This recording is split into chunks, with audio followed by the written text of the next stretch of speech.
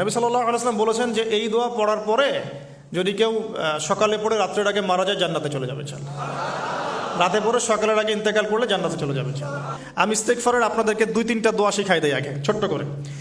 1 number, যারা একটু পড়াশোনা করেন মাশাআল্লাহ তারা এইটা পড়বেন, সাইয়্যিদুল ইস্তেগফার। সাইয়্যিদুল ইস্তেগফার আমার সাথে বলবেন, আল্লাহুম্মা আনতা রাব্বি লা ইলাহা ইল্লা আনতা খালাকতানি আনা আবদুক ওয়া আনা আলা আহদিক ওয়া ওয়া'দিকা মাস্তাতা'ত আউযু বিকা মিন শাররি মা সানা'ত আবুউ লাক বিনি'মাতিকা আলাই ওয়া আবুউ বিযানবি ফাগফিরলি ফাইন্নাহু লা ইয়াগফিরু যুনুবা ইল্লা আনতা।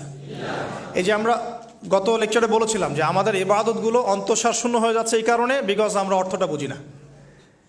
এই যে দোয়াটা আপনি করলেন, নবী সাল্লাল্লাহু আলাইহি ওয়াসাল্লাম বলেছেন যে এই দোয়া পড়ার পরে যদি কেউ সকালে পড়ে রাত্রের আগে মারা যায় জান্নাতে চলে যাবে ইনশাআল্লাহ। রাতে পড়ে সকালের আগে ইন্তেকাল করলে জান্নাতে চলে যাবে ইনশাআল্লাহ।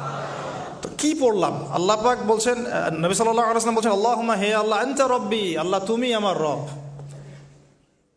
খলাকতানি তুমি আমাকে সৃষ্টি করেছো, আনা আবদুক আমি তোমার বান্দা, ওয়া আনা আলা আহদিকা আমি তোমার সাথে যে অঙ্গীকার করেছি এর উপরে আছি, মাস্তাতা থাকার চেষ্টা করছি, আমি সাধ্যমতো থাকার চেষ্টা করছি। আবুউ লাকা বিনি'মাতিকা আলাই আমার উপরে আমার যে উপরে তুমি যে নিয়ামত দিয়েছো আল্লাহ এগুলো আমি স্বীকার করছি। হে আল্লাহ তুমি আমার উপর যত নিয়ামত দিয়েছো আমি স্বীকার করছি। ওয়া আবুউ বিযানবি আমার যত গুনাহ আল্লাহ সব স্বীকার করছি। এইভাবে যদি বান্দা আল্লাহর কাছে দোয়া করে আল্লাহ মাফ করবেন না? সুবহানাল্লাহ। ফাগফিরলি আল্লাহ আপনি আমাকে মাফ করুন, ফাইন্নাহু লা ইয়াগফিরু যুনুবা ইল্লা আনতা কারণ আপনি ছাড়া যুনুব কেউ ক্ষমা করতে পারেন। ব্যাস এইভাবে বুঝে বুঝে এটা যদি না পড়েন অ্যাটলিস্ট এতটুকু, আস্তাগফিরুল্লাহাল্লাযী লা ইলাহা ইল্লা হুয়াল হাইয়ুল কাইয়্যুম ওয়া আতুবু ইলাইহি, এইটুকু। আর এটাও যদি না পড়েন, না পড়াটা একটু লজ্জার যদিও বা, তাও যদি না পড়েন তাহলে বলবেন আস্তাগফিরুল্লাহ ওয়া আতুবু ইলাইহি, আস্তাগফিরুল্লাহ ওয়া আতুবু ইলাইহি। আসুন তাহলে আমরা কাজগুলো পেয়ে গেলাম। এখন আসুন আমরা কেন রোজা রাখছি। নবী করিম সাল্লাল্লাহু আলাইহি ওয়াসাল্লাম এখানে উদ্দেশ্যটা বলছেন। এই দিনে কি করা হয়েছে? মুসা আলাইহিস সালাম এবং তার কওমকে নাজাত দেওয়া হয়েছে, ফেরাউন তার কওমকে ডুবিয়ে দেওয়া হয়েছে। এই তো এই রোজার সাথে কিন্তু হুসাইন রাদিয়াল্লাহু আনহুর কারবালার শাহাদাতের কোনো সম্পর্ক নাই। এটা একটা আকীদা পরিষ্কার করে নেবেন। কারণ হুসাইন রাদিয়াল্লাহু আনহুর কারবালার ঘটনা হয়েছে নবী সাল্লাল্লাহু আলাইহি ওয়াসাল্লামের ইন্তেকালের 60 বছর পরে। শরীয়ত ক্লোজ হয়ে গেছে না নবী সাল্লাল্লাহু আলাইহি ওয়াসাল্লাম ইন্তেকালের সাথে সাথে, নাকি আরও শরীয়ত আসবে? তো শরীয়তের কোনো নতুন বিধান কি এরপরেও চালু করা যাবে? এই দিনে অনেক ঘটনা ঘটেছে। এই ঘটনাগুলোর সম্পর্কে কিছু দুর্বল বর্ণনা আছে বিধায় আমি বলছি না পাবলিকলি। বলা হচ্ছে এই দিনে নূহ আলাইহিস সালামের কিস্তি, ওই যে কিস্তি প্লাবনে ভেসে ভেসে এই দিনে জুদি পাহাড়ে এসে নোঙর পড়েছে। এরকম অনেক ঘটনা।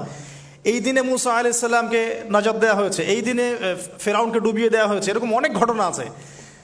কিন্তু এই দিনে রোজা রাখার উদ্দেশ্য হচ্ছে এই নাজাতে মুসা। এইটা হুসাইন রাদিয়াল্লাহু আনহুর শাহাদাতের কষ্টে রাখছি না আমরা, ওইটা আমাদের জন্য আরেকটা জায়গা। ওই জায়গাটা নিয়ে যে হুসাইন রাদিয়াল্লাহু আনহুর শাহাদাত, ওইটা থেকে শিক্ষাটা আমার কি? এই ঘটনাটা এই 10 মুহররমে ঘটে গেছে। এটা আল্লাহ পাকের তাকদিরে ছিল, এই দিনেই ঘটনাটা ঘটে গেছে। এই ঘটনা ঘটার আগেই নবী সাল্লাল্লাহু আলাইহি ওয়াসাল্লাম রোজা রাখতেন। এমন না যে এই ঘটনা ঘটার পরে সাহাবীরা রোজা রাখা শুরু করেছেন, ব্যাপারটা কি তাই না? মূল জিনিসটা বুঝি, তারপর হুসাইন রাদিয়াল্লাহু আনহুর শাহাদাতের দিকে যাবো ইনশাআল্লাহ। আমরা দোয়া করি আল্লাহ পাক আমাদের সবাইকে হুসাইন রাদিয়াল্লাহু আনহুর মতো সাহস, কারেজ দান করুন, তাদের মতো বীরত্বপূর্ণ ঈমান দান করুন, এবং জুলুমের বিরুদ্ধে তার মতো দাঁড়িয়ে যাওয়ার মানসিকতা দান করুন। আল্লাহ পাক সারা দুনিয়া থেকে ইয়াজিদদেরকে ধ্বংস করুন, এবং রাসূল সাল্লাল্লাহু আলাইহি ওয়াসাল্লামের কলিজার টুকরা নাতি হুসাইন রাদিয়াল্লাহু আনহুকে আল্লাহ পাক জান্নাতের উচ্চ মর্যাদা দান করুন। তো এখানে দেখুন মুসা আলাইহিস সালামের নাজাতের সাথে আশুরার ঘটনা জড়িত। আর একটা কথা আমি বলে দেই, মুসা আলাইহিস সালাম, তার কওম, ফেরাউন এবং শেষ জামানা দাজ্জাল, জেরুজালেম, ইহুদি, এদের সবার সাথে একটা যোগসূত্র আছে। একটু বোঝার চেষ্টা করবেন। আবার বলছি, রোজাটা রাখছি আমরা আশুরার স্মৃতিতে, ওই স্মরণে। এই আশুরার দিন এর ঘটনা মুসা আলাইহিস সালামের কওম, ফেরাউন, বনু ইসরাইল, এখনকার জেরুজালেম, জিউসদের উত্থান, শেষ জামানা, এই প্রত্যেকটা বিষয় কানেক্টেড আছে। আমি জানি না কিভাবে আমি শব্দ নিয়ে আপনাদেরকে বোঝাবো।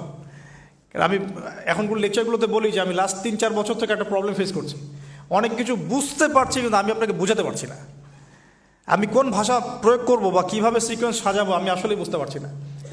বিশ্বাস করেন, এগুলো শুধু বাইরের কথা বললাম, ভিতরে এমন অনেক কথা আছে যার 30 থেকে 40% আমি বলতে পারছি, বাকি 60% কথা আমি বলতে পারছি না। এখন আপনি ইন্টেলেকচুয়াল অডিয়েন্স হয়ে বুঝে নিয়েন যে কেন বলতে পারছি না, কেন বলতে পারছি না, কী কারণে, এটা আপনাদেরকে বুঝে নিতে হবে। তো এখন